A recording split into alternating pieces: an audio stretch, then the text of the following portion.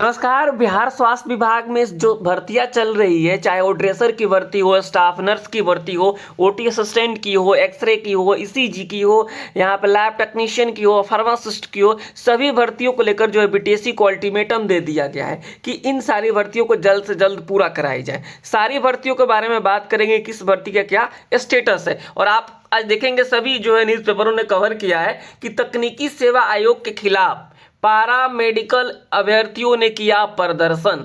यहाँ पे दूसरा खबर देखेंगे कि बीटीएससी के बाहर अभ्यर्थियों ने किया प्रदर्शन, घेराव की चेतावनी। तो पूरी बात क्या है आपको हम बताने वाले हैं इस वीडियो में। यहाँ पे देखिए क्या कहा गया है कि पारा मेडिकल एसोसिएशन ऑफ बिहार ने कहा कि x ray technician, staff nurse, dresser के पद के लिए कागजात सत्यापन से पहले ऑब्जेक्शन होना है। क्योंकि आप सभी को पता होना चाहिए कि यहाँ पे जो है इनका जो है ऑब्जेक्शन वाला काम पूरा नहीं हुआ है अब तक, केवल और केवल स्कोर कार्ड जारी हुआ है। किसमें स्कोर कार्ड जारी हो चुका है तो आपको पता होना चाहिए, जो है आपको फार्मासिस्ट में जारी हो चुका है, ड्रेसर में जारी हो चुका है, स्टाफ नर्स में जारी हुआ है, लेकिन अगला प्रोसेस इनका शुरू नहीं हुआ है। लेकिन बिहार तकनीकी सेवा आयोग यानी जिसे बीटीएससी कहा जाता है कि आश्वासन के बावजूद सूचना प्रकाशित नहीं हो सकी है। ये बातें सोमवार को जो है यहाँ पे देखेंगे पीएमए के जो है प्रतिनिधि है मोहित राजपूत, अमित आनंद, मधुमाला ने पत्रकारों से कही। उन्होंने कहा कि नियुक्ति में हो रही देरी से छात्रों में असंतोष पनप रहा है। इस दौरान कई अभ्यर्थियों ने कहा कि यदि एक सप्ताह के अंत तक ऑब्जेक्शन एवं कागजात सत्यापन की आधिकारिक सूचना यहाँ पे नहीं मिलती है तो अगले सोमवार को अभ्यर्थी बीटीएससी का घेराव करेंगे। कहा कि अस्पतालों में पारा मेडिकल कर्मियों, नर्सिंग स्टाफ की नियुक्ति जरूरी है। नियुक्ति प्रक्रिया पूरी होने से राज्य के लोगों को बेहतर स्वास्थ्य लाभ मिलेगा। बिल्कुल सही बात है। अभ्यर्थी सुरेश कुमार ने कहा कि ईसीजी टेक्नीशियन, शल्य कक्ष सहायक पद का कागजात सत्यापन में देरी हो रहा है।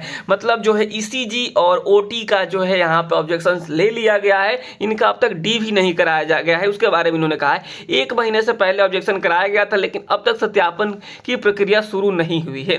मौके पर अभ्यर्थी आभा कुमारी, मधु कुमारी, मोहित सिंह, चंद्रमणि निराला, राज तेजस्वी, रोहन कुमार, धर्मवीर कुमार, राहुल कुमार, रंजीत कुमार सहित बड़ी संख्या में अभ्यर्थी रहे।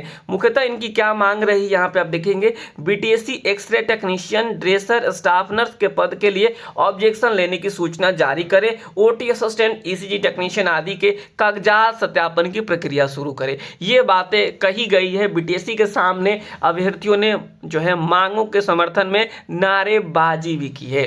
तो ये पूरा का पूरा मामला है। आप समझेंगे कि यहाँ पे जो है लैब टेक्नीशियन और फार्मासिस्ट की बात नहीं की गई है। यहाँ पे लैब टेक्नीशियन वाले भी बहुत परेशान हैं। मैं आपको बता दूं कि लैब टेक्नीशियन का मामला हाई कोर्ट में चल रहा है, और जब तक हाई कोर्ट से जो है कुछ अपडेट नहीं आएगा, आपके भर्ती पर रोक नहीं हटेगी, तब तक बीटीएससी भी कुछ नहीं करेगा। ठीक है, क्योंकि कोर्ट के ऊपर ना तो बीटीएससी है और ना ही सरकार है।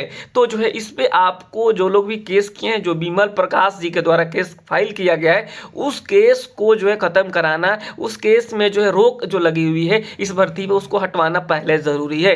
फार्मासिस्ट वाला जो है मामला आपको बता दें, सुप्रीम कोर्ट में जो है जजमेंट को रिजर्व कर लिया गया है, और संभावना है कि 22 तारीख तक जो है जजमेंट रिलीज हो जाएगा, और उसके बाद जो आपकी भी बातें बीटीएससी तक पहुंचेगी। तो ये है पूरा का पूरा मामला। यानी जो है कुल मिलाकर आप समझेंगे कि जो ड्रेसर के अभ्यर्थी हैं, स्टाफ नर्स के अभ्यर्थी हैं, अब जो है इनका समय नज़दीक आ रहा है। यानी जो अब जो है बीटीएससी के ऊपर दबाव बन रहा है धीरे धीरे इन कामों को जल्दी कराने के लिए, क्योंकि जो है अब काफ़ी लंबा समय हो गया, 1 साल होने को है। ये भर्ती अभी जो है इस भर्ती में आधा ही प्रक्रिया पूरा हुआ है। अभी ऑब्जेक्शंस के बाद से डॉक्यूमेंट वेरिफिकेशंस बाकी हैं, और ये लंबा प्रोसेस होता है।